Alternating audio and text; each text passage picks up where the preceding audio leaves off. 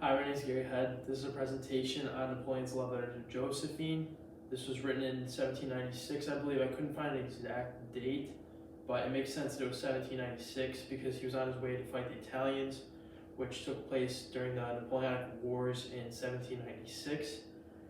And this letter was dated in the month of Ventos, which means that according to the French calendar, that would currently be somewhere between February 21st and March 21st. And that Italian battle took place on April 6th of 1796, so it makes sense to put it at that date. There's a long-standing record of him writing love letters to Josephine. These would pretty much happen on almost a daily basis. Every couple of days he would write her a new letter if they were away from each other, especially during war times when he was having extended stays away from home. The letters were extremely romantic for the most part. This one was not super graphic at all, but some of them were a little more raunchy than others and went into great detail about how much he missed her. This letter basically was just a letter of longing for her. He really missed her. Basically says that he can't sleep without her, like she's in his entire life. This was in the region of Chanceau, which is in the north of France. It was written in the 6th month of the French calendar, even though that's the winter, dated between, obviously, like I said, February and March.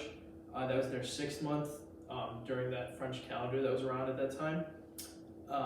Predecessor events to this were the Revolution, obviously the death of King Louis XVI, the marriage of Napoleon and Josephine, of course.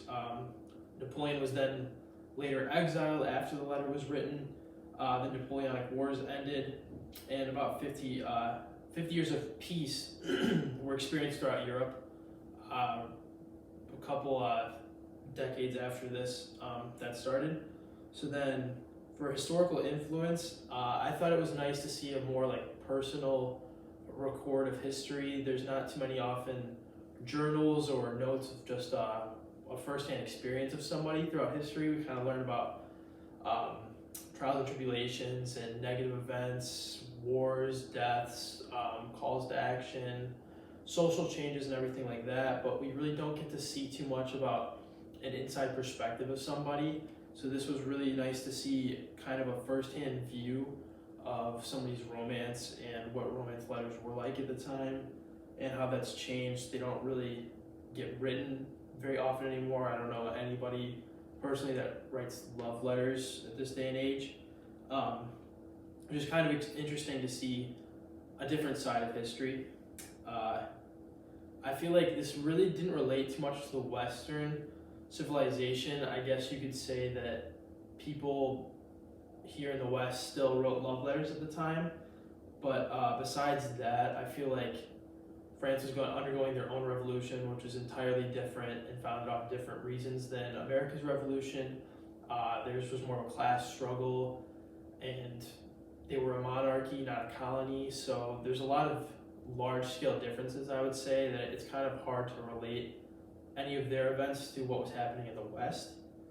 In regard to translating, I feel like it was not really that difficult to translate as a whole. I had some troubles with the sentence "Si Léon me fait la question si j'ai bien dormi, j'ai sans crainte de répondre, j'aurais besoin de recevoir un courrier qui m'assura que tu as bien reposé." I feel like that was definitely the most difficult part.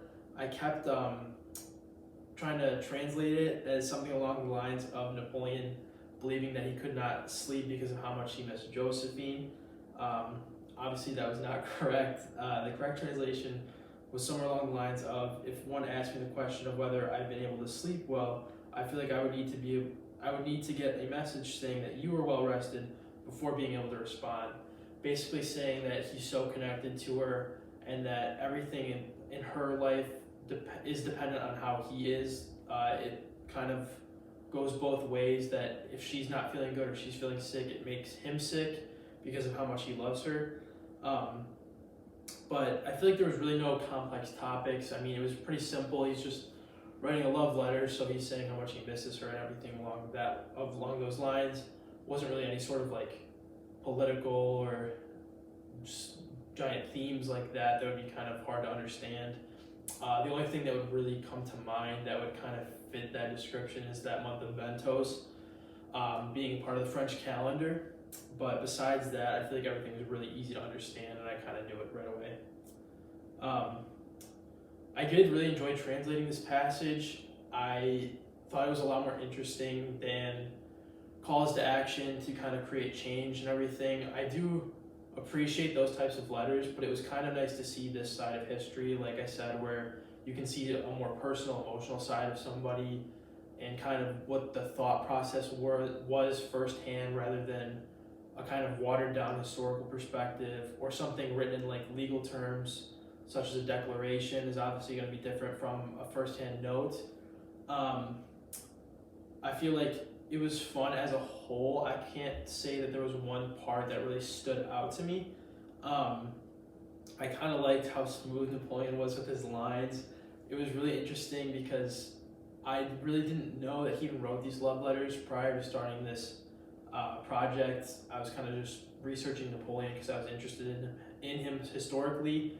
I kind of liked how he's portrayed as this like short, angry guy. I think it's kind of funny, but I never got to see his soft side, which was interesting to see with this project and the translations. I never really knew that he wrote all these love letters all the time, and I feel like most people don't know that about him, so I could really appreciate getting to know all of that. With the new discoveries, I feel like he gave me a lot of material to use on the ladies, I guess. He helped me discover kind of a bunch of new phrases and lines, like when he said, "Every moment away from you, I adore you, and every minute I have less strength to support being away from you." Kind of like cheesy, sappy, but I feel like it could work. But yeah, there's just a lot of kind of phrases in there and stuff that were pretty deep that I feel like could still apply today. I also discovered that that month of the French calendar was named for the Latin word windy, which makes sense given that it's during the fall, or the winter, excuse me, and there's no leaves on the trees or anything to block the wind, so it makes sense that they kind of named winter after being windy, or like I could see cold, something along those lines. But that's pretty much it. Thank you very much for watching my presentation.